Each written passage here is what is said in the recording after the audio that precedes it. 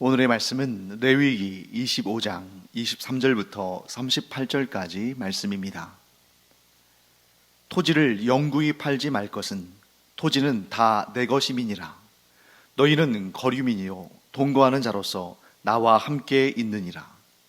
너희 기업의 온 땅에서 그 토지 무르기를 허락할지니 만일 내 형제가 가난하여 그의 기업 중에서 얼마를 팔았으면 그에게 가까운 기업 물을 자가 와서 그의 형제가 판 것을 물을 것이요, 만일 그것을 물을 사람이 없고 자기가 부유하게 되어 물을 힘이 있으면 그 판 해를 계수하여 그 남은 값을 산자에게 주고 자기의 소유지로 돌릴 것이니라. 그러나 자기가 물을 힘이 없으면 그 판 것이 희년에 이르기까지 산자의 손에 있다가 희년에 이르러 돌아올지니 그것이 곧 그의 기업으로 돌아갈 것이니라. 성벽 있는 성내의 가옥을 팔았으면 판지 만 1년 안에는 물을 수 있나니 곧 그 기한 안에 물으려니와 1년 안에 물으지 못하면 그 성 안의 가옥은 산자의 소유로 확정되어 대대로 영구히 그에게 속하고 희년에라도 돌려보내지 아니할 것이니라. 그러나 성벽이 둘리지 아니한 촌락의 가옥은 나라의 전토와 같이 물러주기도 할 것이요 희년에 돌려보내기도 할 것이니라. 레위 족속의 성읍 곧 그들의 소유의 성읍의 가옥은 레위 사람이 언제든지 물을 수 있으나 만일 레위 사람이 물으지 아니하면 그의 소유 성읍의 판 가옥은 희년에 돌려보낼지니 이는 레위 사람의 성읍의 가옥은 이스라엘 자손 중에서 받은 그들의 기업이 됨이니라. 그러나 그들의 성읍 주위에 있는 들판은 그들의 영원한 소유지이니 팔지 못할지니라. 내 형제가 가난하게 되어 빈손으로 내 곁에 있거든 너는 그를 도와 거류민이나 동거인처럼 너와 함께 생활하게 하되 너는 그에게 이자를 받지 말고 내 하나님을 경외하여 내 형제로 너와 함께 생활하게 할 것인즉 너는 그에게 이자를 위하여 돈을 구워주지 말고 이익을 위하여 내 양식을 구워주지 말라. 나는 너희의 하나님이 되며 또 가나안 땅을 너희에게 주려고 애굽 땅에서 너희를 인도하여 낸 너희의 하나님 여호와이니라. 네, 오늘 본문의 내용은 이 토지의 매매에 대해서 그리고 레위 지파의 또 소유된 땅과 집에 대해서 그리고 가난한 자에 대해서 어떻게 대해야 할 것인가 하는 그런 내용들이 담겨 있는 본문이죠. 먼저 23절 말씀을 제가 한번 읽어보겠습니다. 토지를 영구히 팔지 말 것은 토지는 다 내 것임이니라. 너희는 거류민이요 동거하는 자로서 나와 함께 있느니라. 자, 토지에 관한 하나님의 원칙은 이렇습니다. 첫째, 이 토지는 하나님의 소유로서 하나님께서 이스라엘의 각 세대에게 기업으로 주신 것입니다. 그렇기 때문에 지금 이 이스라엘 민족들 가운데 각각의 그 가정, 세대가 있지 않겠습니까? 그 각 가정, 그 세대별로 땅이 주어지지 않은 곳이 없다는 거죠. 곧 이스라엘의 모든 세대주는 일정한 양의 땅을 기업으로 받았습니다. 곧 하나님께서 그들에게 땅을 기업으로 나눠주신 것입니다. 자, 그런데 그 땅의 소유권은 하나님께 있다는 거예요. 즉 하나님께서 이 가나안 땅을 골고루 이스라엘 민족들의 각 세대에게 기업으로 나눠주셨는데, 그런데 그 땅의 원소유주는 하나님이시기 때문에 이스라엘 사람들이 자신의 소유권을 주장할 수 없는 겁니다. 하나님께서 주신 것이고 단지 이스라엘 사람들은 무엇만 가지고 있냐면 그 땅의 사용권만을 가지고 있는 겁니다. 그렇기 때문에 이스라엘 사람들이 자신에게 기업으로 주어진 그 땅을 영구히 팔 수 없다. 자, 그 땅을 영구히 팔 수 있는 것은 그 땅의 주인만 할 수 있는 일인데 그 가나안 땅의 주인은 이스라엘 사람들이 아니라 하나님이시기 때문에 그들은 자신의 소유가 아닌 것을 영구히 팔아서 그 소유권을 넘겨줄 수 없다는 거죠. 그러나 어떤 거래는 하나님께서 허락하신 것입니까? 이런저런 이유로 대부분의 경우에 이제 빚을 지거나 가난해져서 어쩔 수 없이 돈이 필요한 그런 상황이겠죠. 그런 경우에 그 땅의 소유권은 팔 수 없으나, 왜? 땅의 주인은 하나님이시니까. 하지만 그 땅의 사용권은 거래할 수 있다는 거죠. 그래서 우리 어제 살펴본 것처럼 항상 기준이 되는 것은 희년입니다. 50년째 되는 해, 그 희년까지 얼마가 남았느냐. 예를 들어서 희년까지 10년이 남았다. 그러면 10년 동안 이 땅에서 얼마의 소출을 낼 수 있는지를 정확히 그리고 정직하게 결정해서 그 남은 기간 동안만큼의 액수를 받고 사용권을 넘기는 것이고, 사용권만 넘긴 것이기 때문에 희년이 되면 그 땅을 기업으로 받은 자에게 다시 돌려줘야 한다 하는 것입니다. 자, 그렇다면 만일 어떤 사람이 사용권을 영구히 판다면 어떤 일이 발생할 것인가? 여러분, 여기에서 사용권을 영구히 판다, 무슨 의미냐면 희년에 그 땅을 되돌려 받을 수 없는 그런 상황이 된다는 거죠. 자, 그 땅을 영구히 팔지 말라 하시는 말씀은 그 땅을 이런저런 이유 때문에, 경제적인 이유 때문에 그 땅의 사용권을 넘긴다 할지라도 희년에는 반드시 돌려받게 하라는 거죠.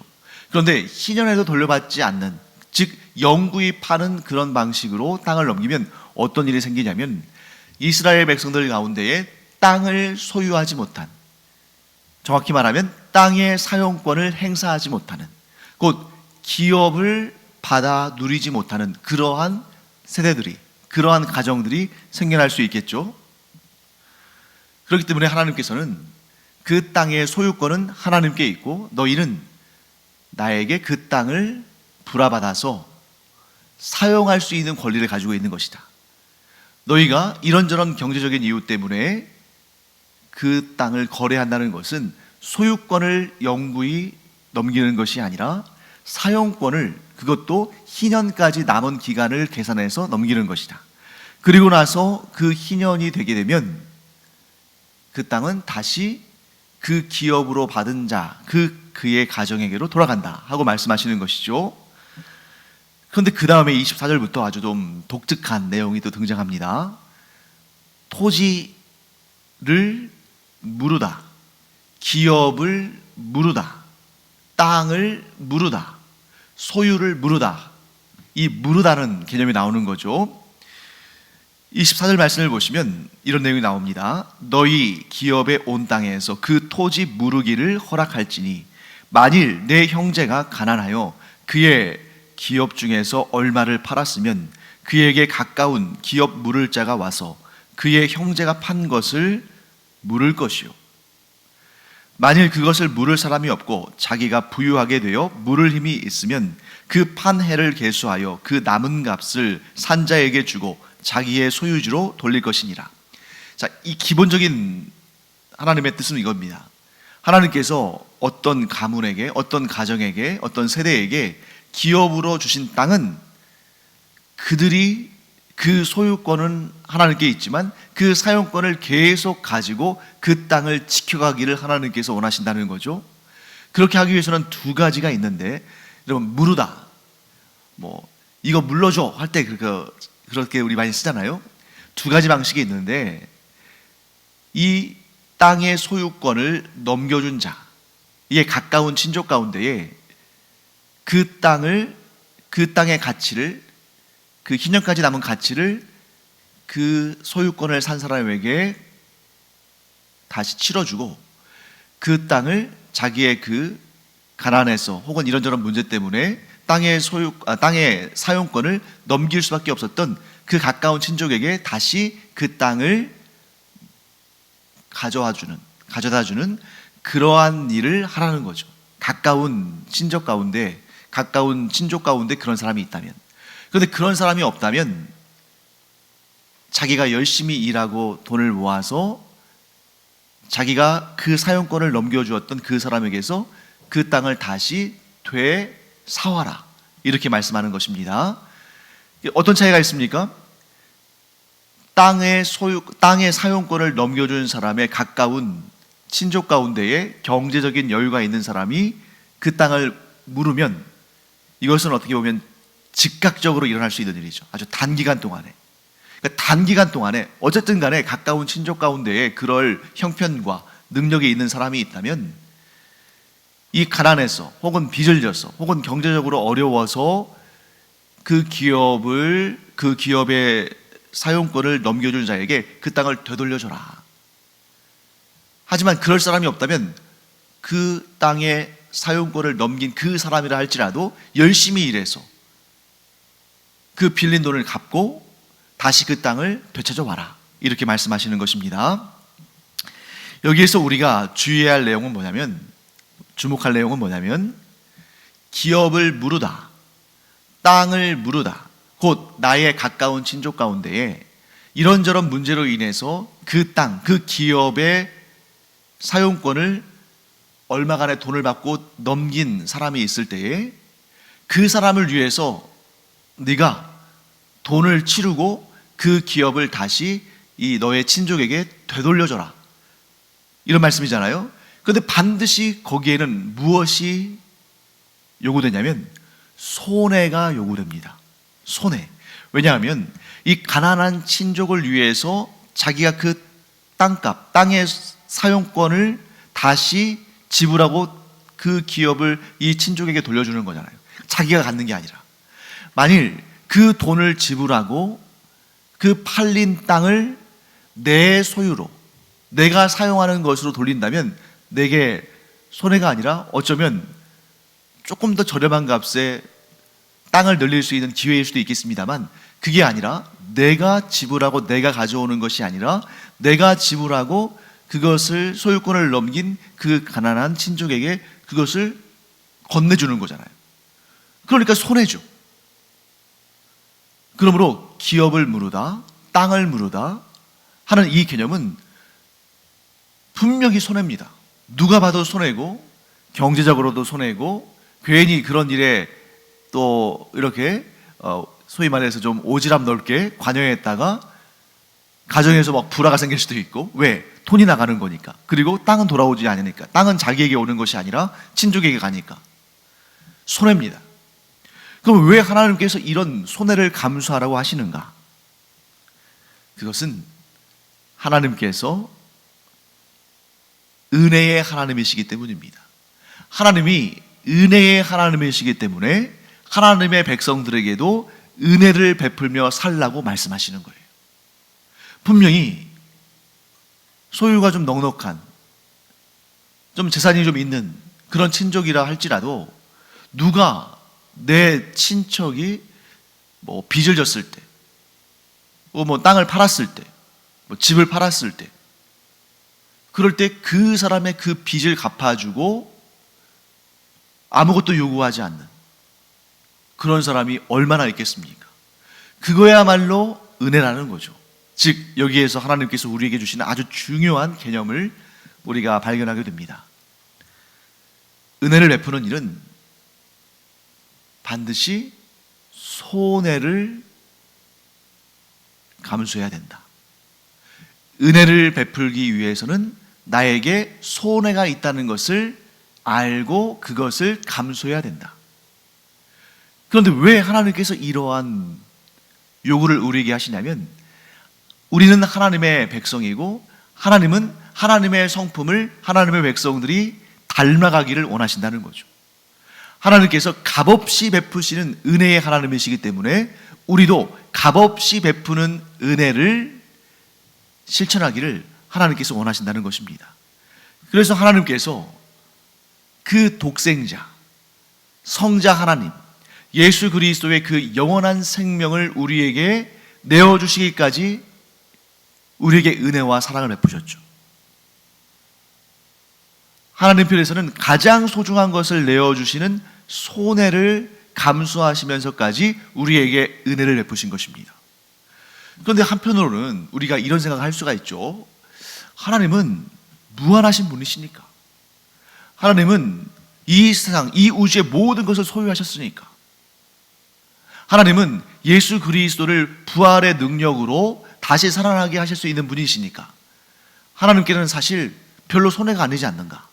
그런데 우리는 유한한 사람이고 힘과 능력도 한계가 있고 우리의 재산도 무한정 불어나는 것이 아니라 우리도 또 어떻게 될지 모르고 또 내 것을 주었을 때 그 사람이 고마워하지 않을 수도 있고 무엇보다 그것이 나한테 손해인데, 분명한 손해인데, 그런데 왜 하나님께서는 그런 손해를 감수하라고 하시는가? 하나님께서 말씀하시는 것입니다.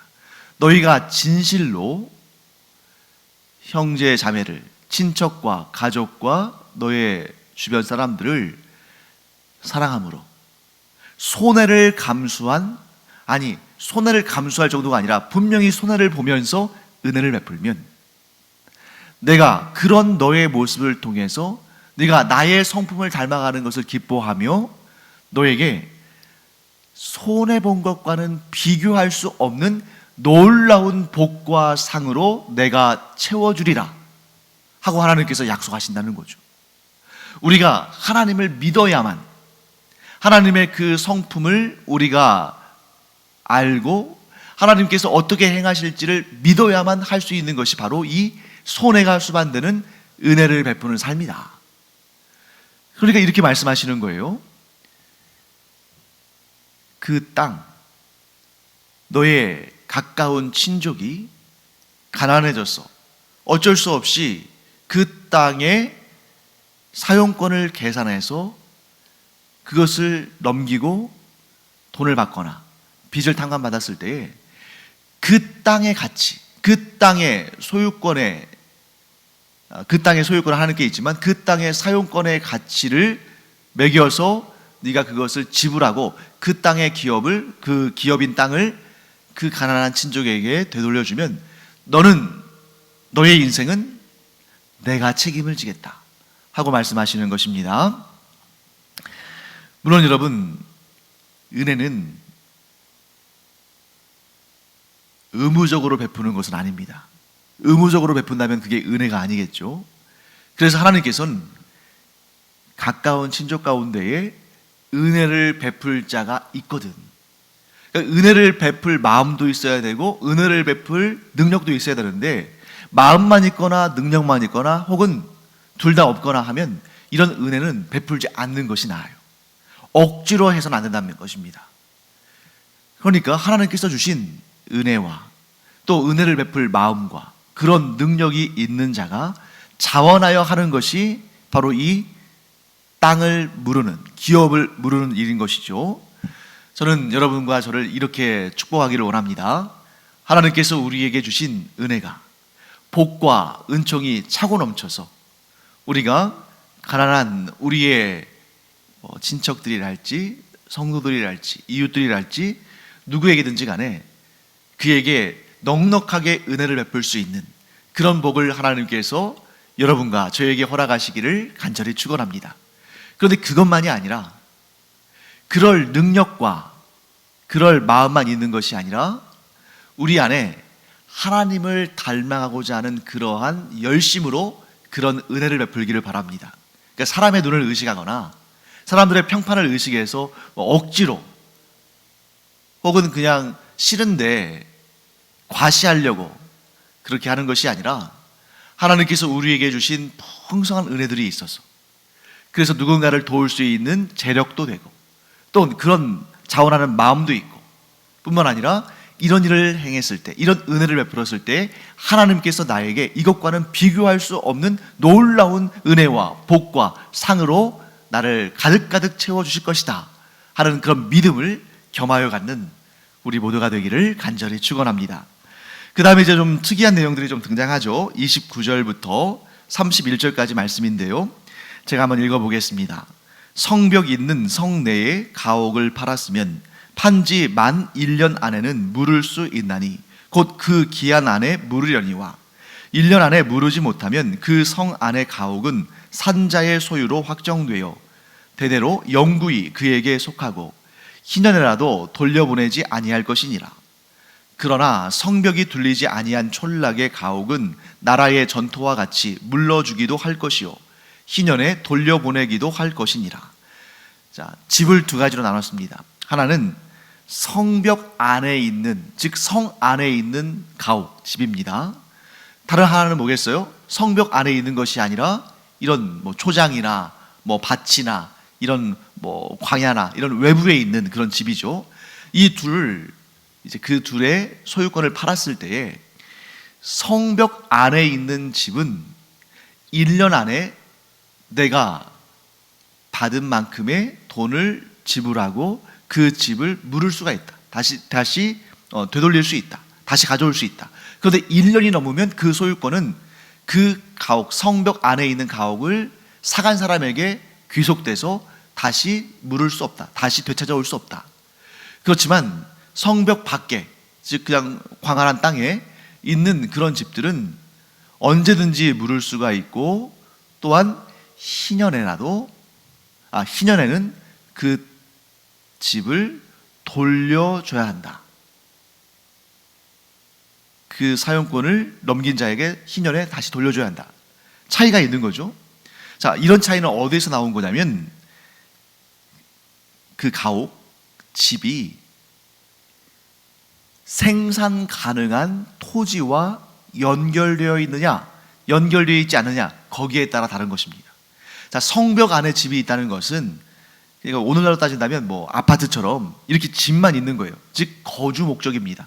그런 거주 목적의 집은 1년까지는 그 값을 다시 지불하고 다시 되돌려 올 수가 있어요. 그런데 1년이 지나면 그걸 산 사람에게 영구히 소유권이 넘어가는 겁니다.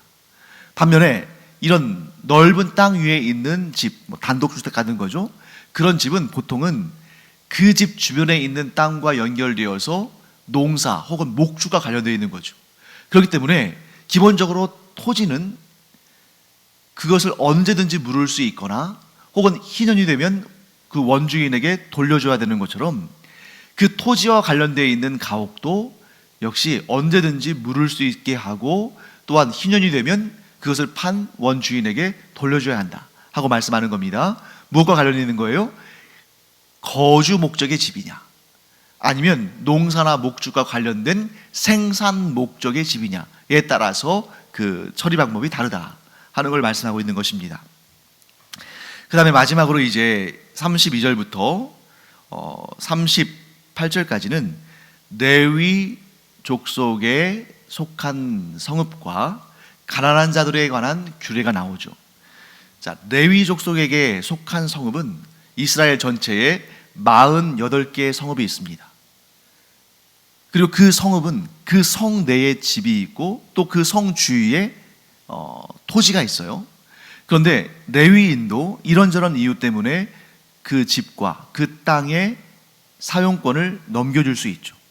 그렇지만 레위 족속의 집은 성벽 안에 있다 할지라도 언제든지 물을 수 있고, 또한 그 밖에 있는 그런 땅도, 주변의 토지들도 언제든지 물을 수 있고 뿐만 아니라 희년이 되면 다시 레위인들에게 돌려줘야 됩니다. 왜냐하면 이런 차이가 있는 이유는 그 48개의 성읍은 하나님께서 이 레위인들에게 확정하여 주신 거예요. 왜냐하면 레위인들에게는 별도로 땅을 기업으로 주지 않으셨습니다. 대신에 이스라엘 각 지역에서 48개의 성읍을 하나님께서 택하시고 그 성읍의 주변 땅들을 택하셔서 레위인들의 것이라고 지정해 주신 거예요. 왜? 그 성읍들의, 흩어진 성읍들의 레위인들이 거주하면서 그 주변 사람들에게 하나님의 말씀을 전하고 가르치고 하나님을 경배하고 예배하는 그런 일들을 하게 하신 거예요. 그러니까 예를 들면 유다 지파의 그 땅 내에서 몇 개의 성읍을 레위인들에게 주고 레위인들로 하여금 거기서 거주하게 하고 그 성읍의 주변 땅들에서 가축을 키울 수 있게 하신 것입니다. 그렇기 때문에 이 땅은 레위인들을 위해서 하나님께서 정해주신 거예요. 그런데 누군가가, 다른 지파 사람이 레위인들에게 주어진 그 집과 땅을 소유해버린다면 그것은 하나님의 약속, 하나님께서 주신 기업이 레위 지파에서 다른 지파로 바뀌어버리는 거죠. 그럼 그렇게 하면 안 된다는 거죠.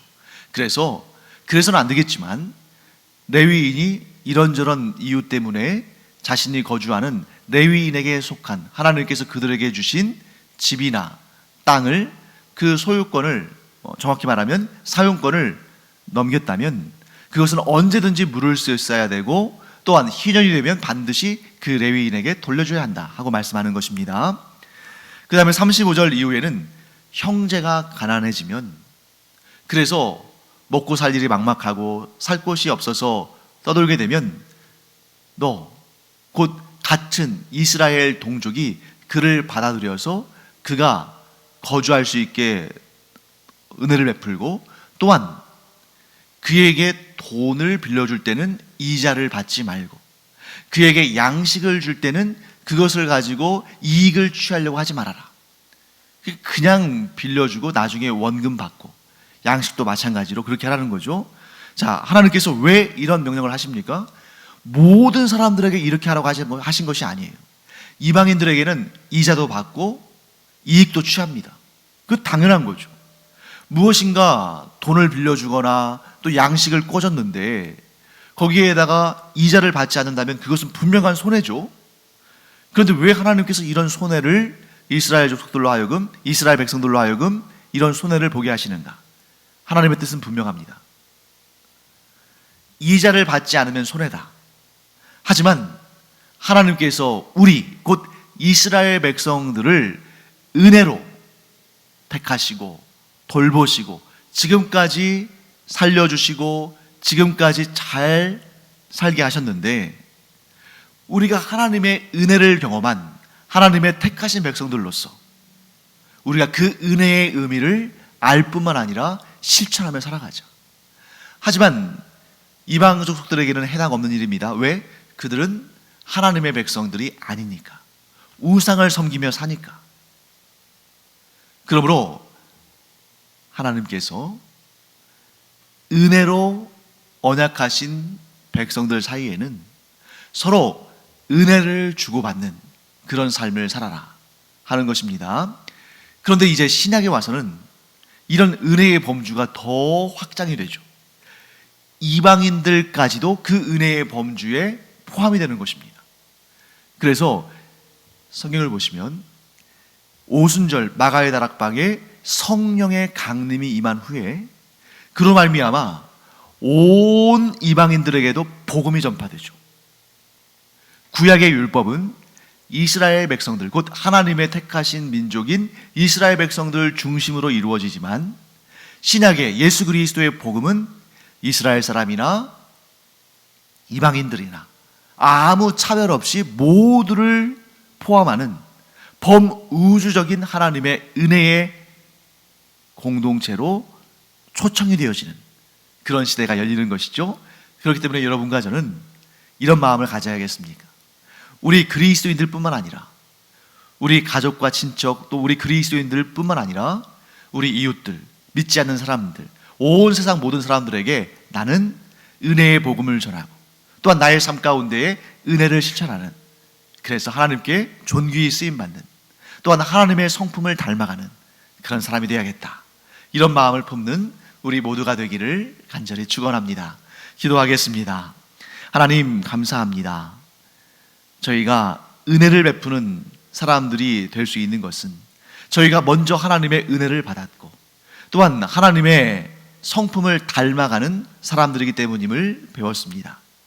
그러므로 이제 저희가 예수 그리스도의 그 은혜의 복음을 온 열방에 전하고, 또한 우리의 삶에서 손해가 될지언정 더 풍성하게 베풀어 주시는 하나님을 믿음으로 말미암아 은혜를 베푸는 삶을 살게 하여 주시옵소서. 감사드리며 예수님의 이름으로 축복하며 기도합니다. 아멘. 기도하는 시간입니다. 우리가 어떻게 은혜를 베풀며 살까? 이런 많은 고민을 할 수도 있을 텐데요. 우리가 누군가를 위해서 하나님께 간절히 기도하는 것, 그의 인생을 위해서, 그의 구원을 위해서, 그의 복된 삶을 위해서 하나님께 기도하는 것, 이것이 바로 우리가 베푸는 은혜의 출발점입니다. 그래서 오늘 이 기도의 시간이 은혜를 베푸는 시간이 되기를 바랍니다. 기도하겠습니다.